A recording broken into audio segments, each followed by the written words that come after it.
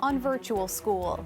Once again, secondary teachers find themselves in a position of not knowing what they will be teaching or how they will be teaching it. As the number of students wanting to switch to online grows, the Toronto District School Board says it can't accept any more high school students for now. Plus, I honestly think it's just disorganization. this woman says she wanted a test but hasn't been able to get one. Her story on being ghosted by Ontario's COVID-19 testing system. And as Metrolinx finalizes plans to build new facilities along the Don River, one group says green space is not the right place. Good evening, I'm Talia Ricci. The demand for virtual learning in Toronto continues to grow, so much so that the city's largest school board is having a hard time keeping up. The TDSB's virtual school isn't accepting any more high school students for the next quadmester. Angelina King explains.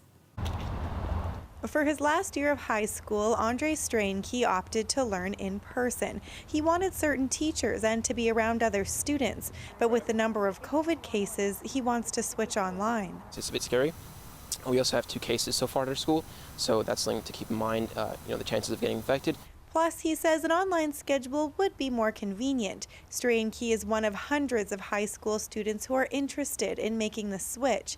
But with more than 18,000 already enrolled, the TDSB's virtual school can't accommodate any more. Instead, it'll be up to the students' current schools to offer online options. It is going to look different depending on the school and the class. We're trying to give some flexibility to our schools and individual classes to do what works best for them. In a memo to teachers, the board laid out 4 options. An entire course is taught virtually. The class is split into 2 cohorts. One learns in person one day while the second is online the next. Instruction is virtual for all students, but with optional face-to-face support in meetings, or small schools can share students with neighboring schools to ensure there's enough enrolled. Members are incredibly stressed and anxious because, once again, secondary teachers find themselves in a position of not knowing what they will be teaching or how they will be teaching it. The memo says the board needs to prevent a large-scale reorganization. It says in some in-person schools, there are very few students and teachers left, and any more movement could mean canceled classes. While yes, it is an adjustment for some, it really is about making sure there's stability for everyone. As for Strainke, he prefers the new models. For instance, like having the same teachers and same students, but online, so it's like 100%, like if that's an option that we have, I would be glad to take that. It's too early to know exactly how each school will be affected. The board says now it'll start reaching out to families to explain this new process and see which students want to make the switch. It should all be finalized before Quadmester 2 begins on November 23rd. Angelina King, CBC News, Toronto. Ontario is reporting 790 new cases of COVID-19. Here in Toronto, the city continues to record the highest number of new infections in the province. Today, we saw 346 new cases, and hospitals here are seeing more people being admitted with the virus. Today, 128 people in Toronto are in hospital with COVID-19, 21 more than yesterday. Dr. Davila says the city has reached a 4.4% positivity rate. That's an increase of 1.2% since Monday. Both figures represent testing that took place a week prior. She says Torontonians need to stay focused on fighting COVID-19. Otherwise, we could see the rapid growth in cases that's happening in other parts of the world. If it had the capacity to want, COVID-19 would want us exactly where we are right now. Tired, frustrated, impatient, and worn out with living like this. Dr. Davila is also encouraging city residents to get their flu shot this year. The province continues to report far fewer tests than the daily target of 50,000. Today, reporting roughly 32,600 tests.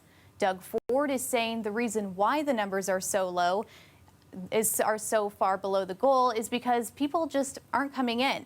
But we spoke to one woman who says she wanted a test and hasn't been able to get one. Chris Glover has more. You submitted a consultation and it's like your consultation was complete right there. Maya McCarthy shows her Trillium Health app where she was confirmed for a COVID test because she had symptoms and was told to wait up to 3 days for a call to book an appointment. So it was up until now very organized, very professional, everything. More than 2 weeks later, she's still waiting on that appointment. Do you think they're ever going to call you? I got ghosted by Trillium. The capacity and target is 50,000 tests a day in Ontario. The reality is quite below that, currently around 33,000. Yesterday, the Premier said this is why it is low. People aren't coming in. So I don't know if that's good news, bad news, but maybe people aren't showing the symptoms. Honestly, it was a little like funny, but not funny. You know, it's just a little interesting because I really did want to get the test done. So it seems like they're not really. I honestly think it's just disorganization. While she waited on Trillium Health, she self-isolated for the full 2 weeks, worried about spreading a virus she may never have had. But you can't take that chance because it's just not really worth it. My conscience would have not really allowed me to do that. McCarthy signed up for a test October 6th, the same day Ontario moved to an appointment-only testing system.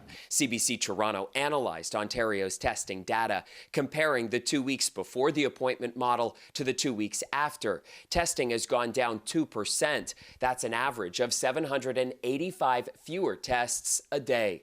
Toronto Public Health says it hasn't experienced barriers with the new approach. We're working with our partners to make sure that access and uptake to testing or for testing is actually monitored carefully. McCarthy could afford to skip work for her 2-week isolation because she lives with her parents. For people that don't necessarily have that, it's just, it makes it even harder to make that decision of like, no, I shouldn't go to work even though I don't know that I have it, you know? So, and it might kind of create more like denial in some way. In a statement to CBC Toronto late today, Trillium Health said that it apologizes for the delay and says that it has now launched an investigation to find out what went wrong here and to make sure it doesn't happen again. Chris Glover, CBC News, Toronto.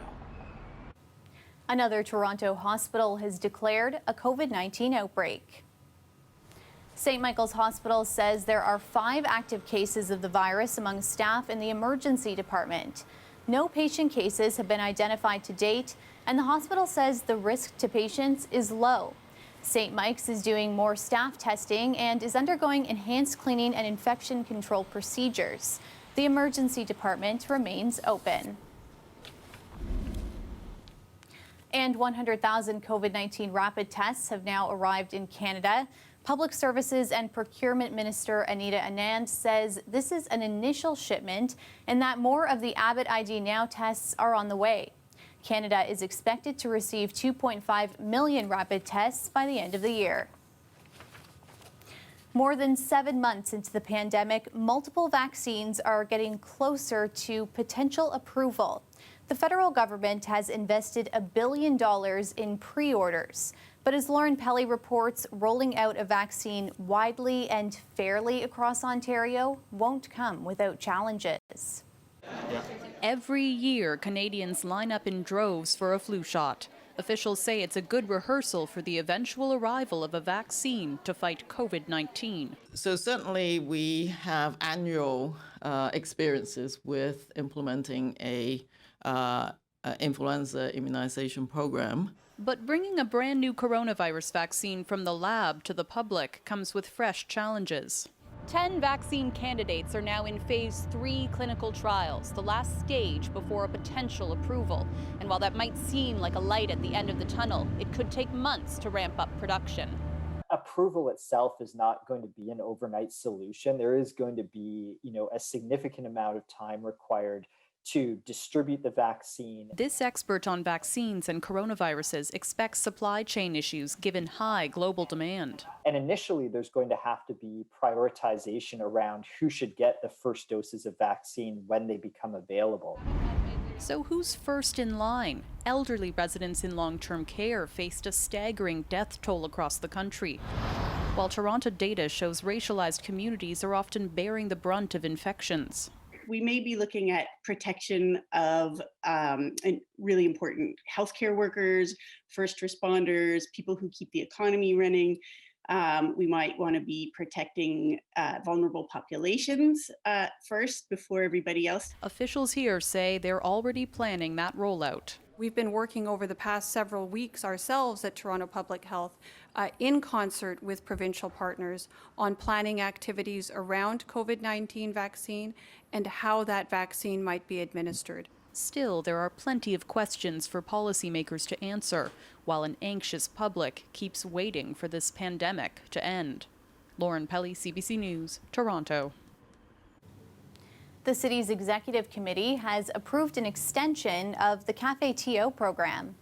We all know that the restaurant industry, all the people in the restaurant and hospitality industry generally, are in very rough shape. It will allow restaurants to set up makeshift patios through the winter. It's all in an effort to help businesses that are unable to offer indoor dining because of the pandemic. Over the summer, Cafeto allowed restaurants to set up patios on curbside lanes. That won't continue because the city says those lanes need to be clear in the winter for snow removal. City Council still has to vote on the extension, and that's expected to happen next week.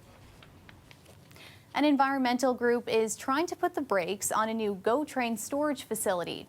Metrolinx is finalizing plans for it to be built along the Don River. But the concerned group is warning the facility will take away some of the city's much-needed green space. As Greg Ross reports, they want Metrolinx to look elsewhere. It's the impact on the green space, it's the impact on the wildlife, it's the impact on all trail users. Floyd Ruskin is a member of an organization called Don't Mess with the Don. He says for the last 60 years, the Don River Valley has been protected green space. It's now also going to be home to a new service and storage facility for Metrolinx. In order to relieve Union Station, we needed to build another yard and to store up to 3 GO trains. Ruskin says his organization is determined to stop Metrolinx. It's a very used park by bicycles and walkers and strollers and naturalists, bird watchers, people out with their kids. He says putting a new Metrolinx service and storage station in the heart of this green space is not only bad for people, he says it will cut off a much-needed corridor for wildlife. As soon as it's fenced off, they have very limited space, that small 25-meter space, to be able to migrate up and down the valley. Metrolinx says they're not only listening to their concerns, they're acting on them. We believe we've come up with many strategies in order to address the bulk of their concerns. The original plan was for Metrolinx to build this new facility right here, directly beneath the Bloor Viaduct. But after consulting with the Toronto Recreation Authority and the City of Toronto, they decided the more environmentally friendly option would be to move the facility directly north of the bridge. Metrolinx has also canceled plans to run 3 new sets of train tracks into the valley. We also need less space because we're going to use the existing GO train tracks. So we went from 3 rails to none because those already exist in the area. Ruskin says those changes don't go far enough and only one solution will do. Look for alternative locations where it doesn't interfere with accessible parkland. Metrolinx will have community representatives in the area tomorrow to talk to any residents who may have questions about their plans. Greg Ross, CBC News, Toronto. They'd been promised to increase diversity and revitalize local democracy, but ranked ballots do not appear to be in Toronto's future. We'll get the full story coming up. And a big system coming our way. I'm meteorologist Colette Kennedy. I'll tell you how it's going to impact us not just tomorrow, but especially on Friday. Details after the break.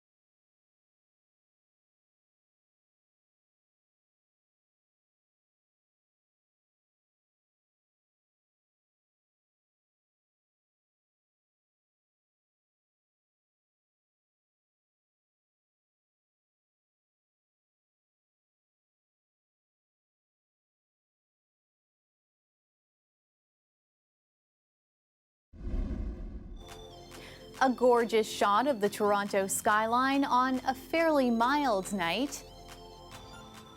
But now Colette Kennedy is here to tell us the pleasant weather this evening might be coming to an end. Thanks, Talia. Well, boy, oh boy, we've got another system that's going to be making its way in. So a few things will be going on over the next, not just 24, but 48 hours that I'm going to be kind of stepping you through the process as this one makes its way in.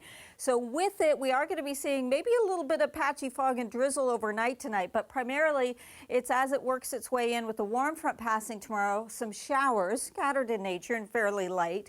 Friday, that's when the temperatures really will be warming up and we get into those low 20s, and then the door shuts as the cold front pushes through, and that'll be later on Friday, and that cooler air moves in then for the weekend. So high pressure moving away. It broke up the clouds a little bit into the afternoon and evening hours today, gave us that little bit of a pause after the morning rain showers. Then we get into, like I said, a little bit of that drizzle and some mist where we could have some areas with some reduced visibility. Most of that fog should be gone by morning.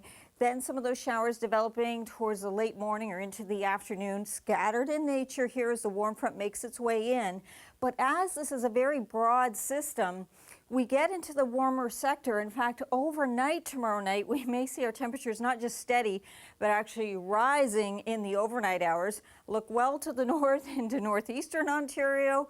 Yeah, that's some snowfall. Some areas could pick up over 10 centimeters of snow, but we're being treated to this area where the winds are from the southwest, where we not only get the warmer temperatures, but we're actually going to see some sunshine in here during the day on Friday, sun mixing with some cloud cover, but we get to enjoy the nice conditions before late in the day the cold front goes through. It'll bring some scattered showers, maybe even a few thunderstorms as that front swings through, and then the cold air filters in. Overnight tonight, southwestern Ontario, this is what you're looking at, around 9 degrees for your overnight temperature, 7 for London. Tomorrow, mid to upper teens, so a little bit above seasonal. The real warm up again comes into Friday, although not as warm in terms of the timing. It may not be as warm for southwestern Ontario. Overnight tonight with some of that patchy fog around the GTA and the Golden Horseshoe. For tomorrow afternoon, even though the warm front's going by, we're not really into the warm sector until the winds change direction. That's why we don't really feel it till we get into Friday. It's a one-day only event, so you want to make your plans accordingly and try to enjoy that before the front passes through. So Saturday, there's the cooler air, the daytime highs chillier, overnight lows, especially Saturday night. Those will be chillier as well, Talia. Thanks for that, Colette. The weather is brought to you by Trane, the most reliable heating and cooling brand. We test, so it runs. It's hard to stop a train. The Prime Minister won a high-stakes game of political brinkmanship this afternoon. I respectfully vote against the motion. Justin Trudeau's Liberal minority government survived a confidence vote in the House of Commons. Had he lost, a federal election would have been triggered, and Canadians would have to go to the polls in the middle of the pandemic. The vote was over a Conservative Party motion to create a special committee to investigate alleged corruption involving federal pandemic spending, including the We Charity affair. The creation of a committee has never been a confidence motion before. The Prime Minister himself made it one, saying this proposed committee was tantamount to saying there's no confidence in the government. Green MPs, Independents, and the NDP all voted with the Liberals, ensuring the Trudeau government's survival. Earlier in the day, NDP leader Jagmeet Singh said his party didn't want to be used as cover. The Liberal government has made it very clear they're not looking to work together on this. They have made it clear they're not interested in having a conversation, which led me to believe that they are looking for an election, that Prime Minister Trudeau and the Liberal government are looking for a way to find an excuse to go to an election. And we are not going to give the Liberal government, Prime Minister Trudeau, an excuse to go to an election. Will work to hold the government to account on pandemic spending in the existing Ethics Committee. A new bill tabled by the province is saying no thanks to ranked ballots. But there are concerns tonight the city is being denied an opportunity to revitalize local democracy. Nick Boisvert explains. After years of studying and advocating for election reform, Dave Meslin is turning to fruit to make his case. Bear with him. So let's say there's an election for mayor, and there's two candidates, Apple and Orange. In a two-candidate race in a city that prefers apples, that's fine. But when there are similar options, there can be unintended results. But what happens is the Apple vote can split, and now green apple has 3, red apple has 3, orange has 4. Orange now wins, even though most of the city wanted apple. Replace the fruit with politicians, and that's more or less how Canada's first past the post system functions. Some say there's a better way of doing things. And rank balance is a means to have better representation. Waleed Kogali Ali ran for city council 2 years ago. He says a ranked ballot would have increased his chances. That system lets voters list multiple preferred choices rather than a single candidate. It's crucial that we have systems that work for us, and the current system doesn't. We're not seeing an increase in participation, especially from marginalized members of our community. So far, London is the only Ontario city to have conducted an election that way. The city used ranked ballots in 2018. A move by the Ford government this week means that could become a one-time experiment. The proposal is in a new bill that mostly covers COVID-19 measures. We've been voting this way since 1867. We don't need any more complications on ranked ballots, and we're just going to do the same way as we've been doing since 1867, first past the post. Toronto City Council had said it would consider a ranked ballot system starting in 2026. Mayor John Tory supported it too. Nick Boisvert, CBC News, Toronto. Coming up, a story from across the pond. One man is taking the oars into his own hands to keep a local hospice afloat. That story after the break.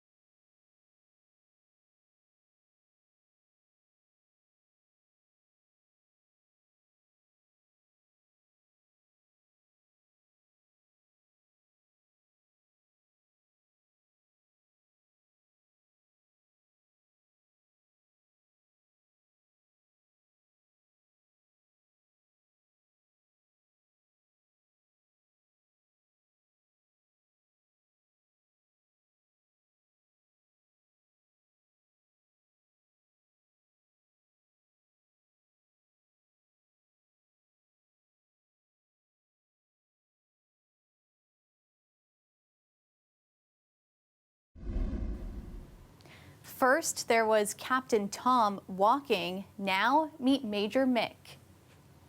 This 80-year-old retired British Army major is raising money for a local hospice by rowing 160 kilometers in his homemade boat.